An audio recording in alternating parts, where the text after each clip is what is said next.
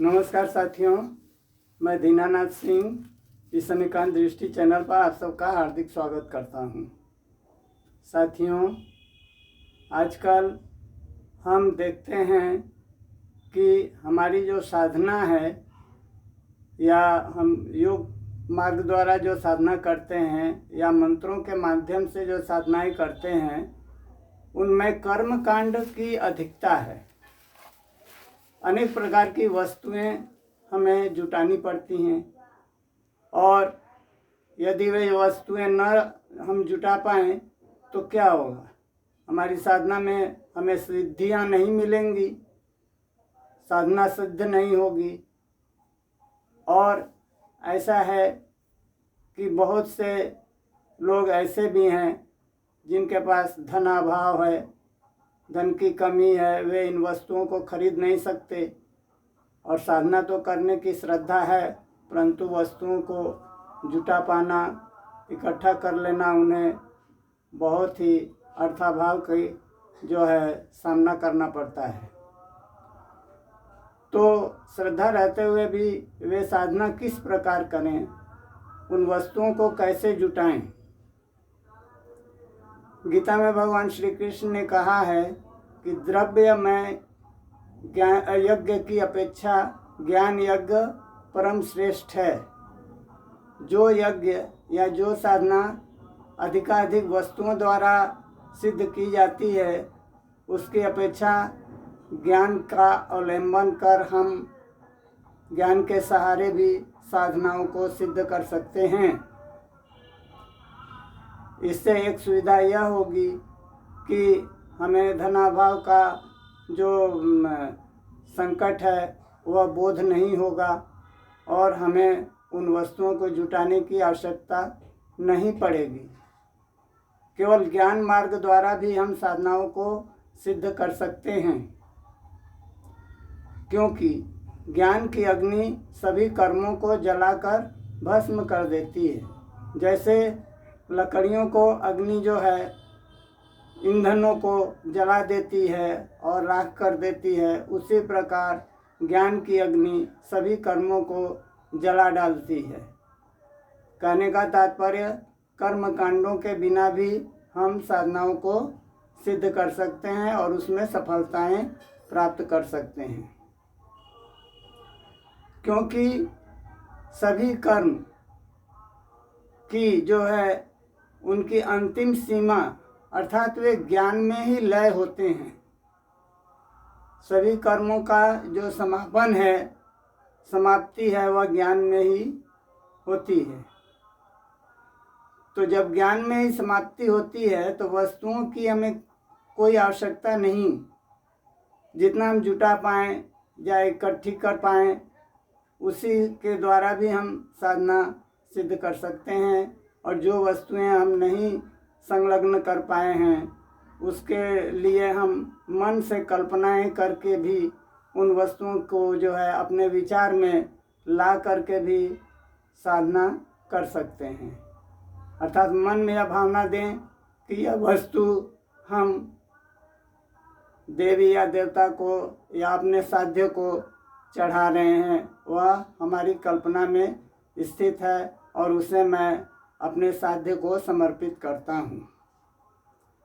तो इस प्रकार हम बिना ध्यान के और बिना जो है अर्थाभाव में हम साधना को सिद्ध कर सकते हैं, केवल योग मार्ग के द्वारा। अपने मार्ग में हम आने वाली बाधाओं को जो है अपने ज्ञान रूपी अग्नि से जला सकते हैं और साधना में सफलता प्राप्त कर सकते हैं। केवल श्रद्धा होनी चाहिए, हमें अपने साध्य के प्रति श्रद्धा होनी चाहिए। कहा भी गया है कि ईश्वर या परमात्मा केवल भाव के भूखे होते हैं, उन्हें किसी भी प्रकार की वस्तुओं की आवश्यकता नहीं होती। हमारा भाव यदि सच्चा है तो हम अपनी साधना को अपने विचारों और भाव के द्वारा भी हम समर्पण के द्वारा अपनी साधना में सफलता प्राप्त कर सकते हैं। और जिसके द्वारा हम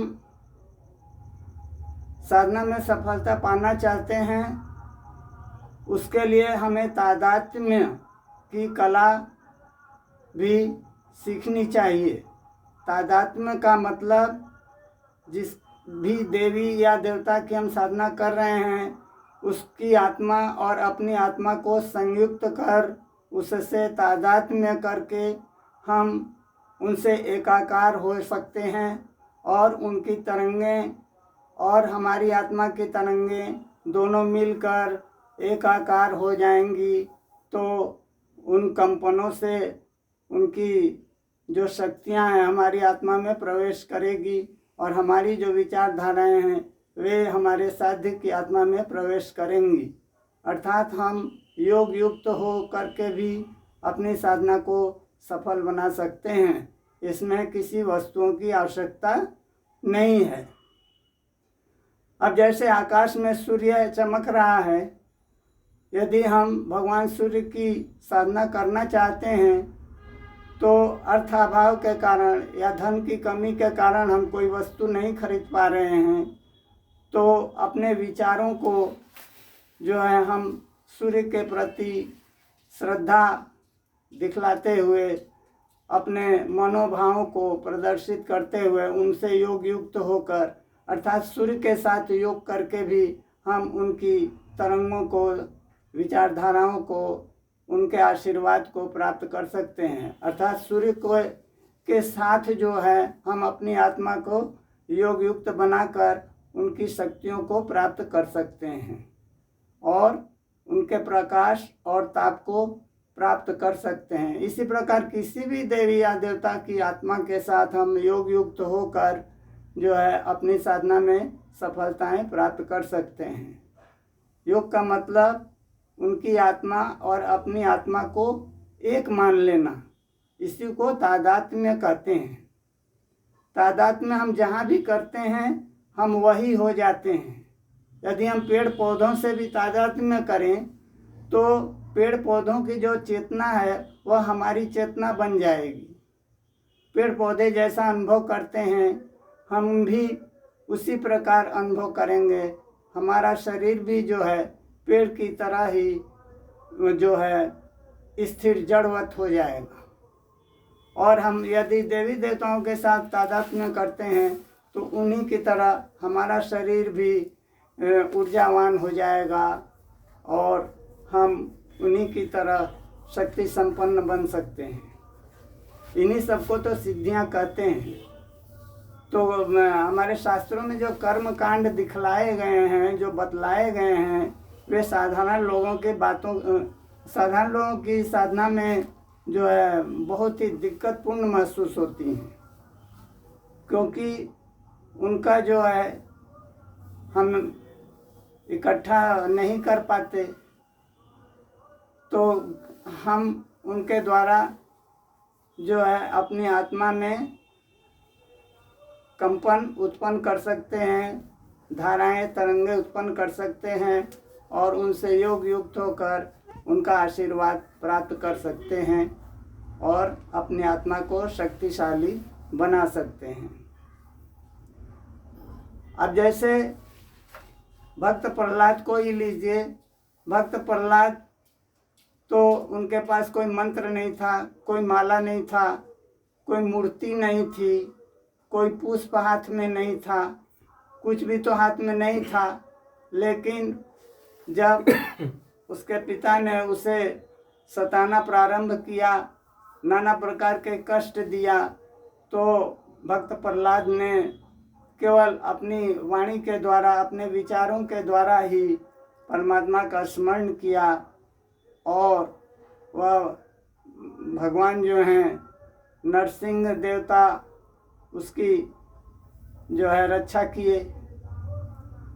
तो बिना वस्तु के भी तो नरसिंह भगवान उसकी रक्षा के लिए खंभे से प्रकट हो गए और हिरण्यकशिपु का वध कर दिया और भक्त प्रहलाद को जो है उसकी विचार के मुताबिक उसको दर्शन देकर उसका उद्धार किया।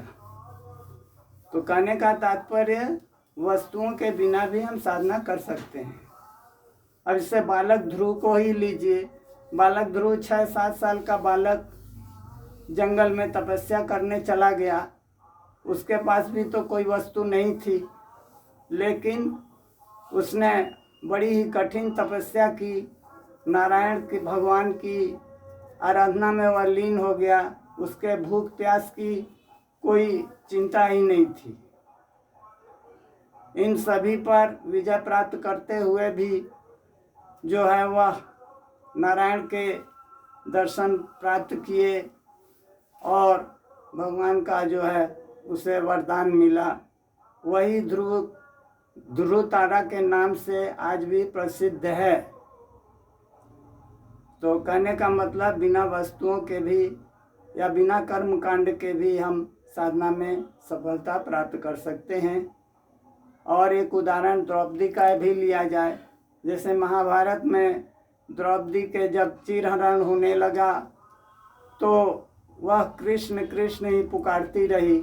उसके भी हाथ में तो कोई माला न था, कोई पुष्प न था, कोई और अन्य पूजा की सामग्री नहीं थी कि वह भगवान कृष्ण को समर्पण करके अपनी लज्जा बचाने के लिए उन्हें पुकारे।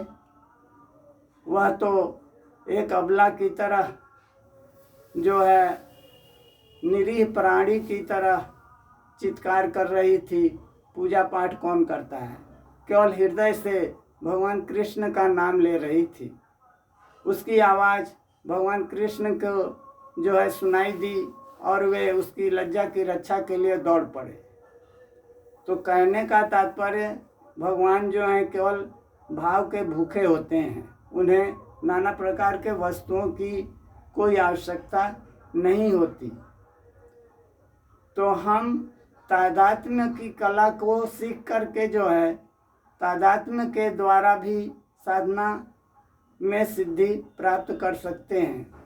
तादात्म्य का मतलब अपनी साध्य की आत्मा और अपनी आत्मा से योग करना।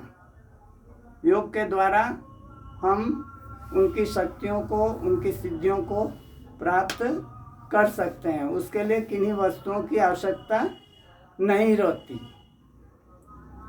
तो इस प्रकार भगवान कृष्ण ने गीता में इसके संबंध में बहुत कुछ कहा है कि हम में मन को लगाओ, श्वासों श्वास मुझे याद करो, मुझे कोई वस्तु की आवश्यकता नहीं, तुम केवल मन से मेरा चिंतन करो, मेरा भजन करते रहो। मैं तो बिना वस्तुओं की या बिना और कुछ पाए भी लोगों का उद्धार कर देता हूँ। तो कहने का तात्पर्य हमें साधना में इन कर्म कांडों में न पड़कर, इनके भवजाल में न पड़कर हम केवल योग के द्वारा भी अपनी साधना में सफलताएं प्राप्त कर सकते हैं। तो ये जो है यदि हम पत्थर से भी अपनी तादात्म्य करें तो पत्थर का जो गुण है वह भी हम में प्रवेश करेगा। किसी भी पशु या पक्षी से भी यदि हम तादात्म्य करें तो उनकी विचारधारा हमारी आत्मा में प्रवेश करेगी और हमारी जो विचारधारा है वह पशु या पक्षी ग्रहण कर सकेगा। माने वार्तालाप प्रारंभ हो जाएगा तादात्म्य के द्वारा। उनसे उनकी चेतना और हमारी चेतना को एक मानकर हम समाधि में यदि स्थित हो जाएं तो उनके गुण विलक्षणताएं हम में प्रवेश करेंगी और हमारी भी विलक्षणताएं जो है उसकी आत्मा में प्रवेश करेंगी। तो इस प्रकार हम देखते हैं कि योग मार्ग के द्वारा जो है साधना सरलतापूर्वक की जा सकती है। इसे ही भगवान ने गीता में राजयोग या ज्ञान योग या सांख्य योग कहा है।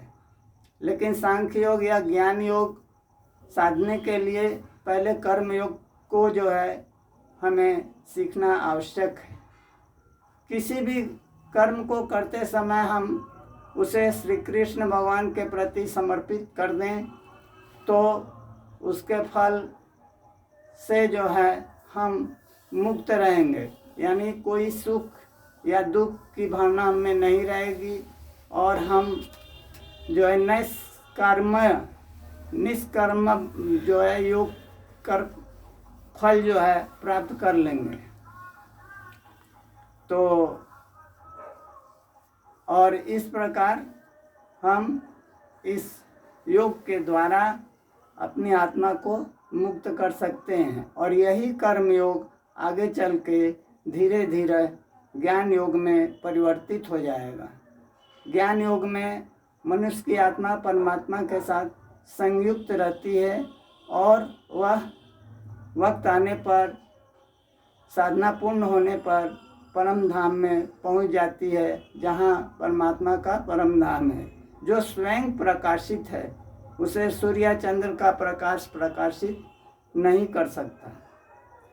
भगवान कृष्ण ने ऐसे कहा भी है कि जो परम धाम स्वयं प्रकाशित है, मैं उन्हीं में स्थित रहता हूँ और सभी प्राणियों की आत्माएं, मनुष्यों की आत्माएं, देवी देवताओं की आत्माएं भी मेरे पास ही रहा करती हैं और वहीं से इस पृथ्वी लोक पर अपना अपना पार्ट बजाने के लिए, अपना अपना अभिनय पूर्ण करने के लिए इस पृथ्वी रूपी रंगमंच पर प्रकट होती हैं। तो यह जो है पूरी पृथ्वी एक स्टेज के समान है। यहाँ कोई किसी का भाई, किसी का पुत्र, किसी का बहन जो है, किसी की स्त्री है, किसी का कुछ है तो किसी का कुछ है। नाना प्रकार के रिश्ते जुड़े हुए हैं और सब अपना अपना पार्ट बजा रहे हैं। कोई किसी प्रकार का अभिनय कर रहा है तो किसी प्रकार का अभिनय कर रहा है और अभिनय करते करते जो है एक दिन संसार से मनुष्य विदा हो जाता है। तो कहने का मतलब हमें अपने अभिनय को श्रेष्ठता पूर्वक अभिनीत करना चाहिए। श्रेष्ठता पूर्वक अपने कार्य को, अपने अभिनय को पूर्ण करना चाहिए। श्रेष्ठता पूर्वक कहने का मतलब हमें कोई विकर्म नहीं करना चाहिए। विकर्म करने से ही हमारी आत्मा को जो है कष्ट प्राप्त होगा, ईश्वर का दंड हमें भोगना पड़ेगा। और इसीलिए हम इस पृथ्वी पर आते हैं कि अपने कर्मों को श्रेष्ठता प्रदान करें और परमात्मा के साथ योग युक्त होकर अपने सुख और शांति के अधिकार को प्राप्त करें। क्योंकि जिस प्रकार पिता की संपत्ति पुत्र पाता है, उसकी जो दौलत है उस पर पुत्र का अधिकार होता है, उसी प्रकार हम परमात्मा की संतान हैं तो परमात्मा की जो दौलत है, संपत्ति है, उस पर हमारा अधिकार है। तो सुख और शांति जो है परमात्मा से ही हमें प्राप्त होती है। तो वह प्राप्त करने के लिए हमें उनसे योग युक्त होना परम आवश्यक है। अब इतना ही कहकर मैं अपने विचार को विराम देता हूँ। आप सभी को बहुत बहुत धन्यवाद।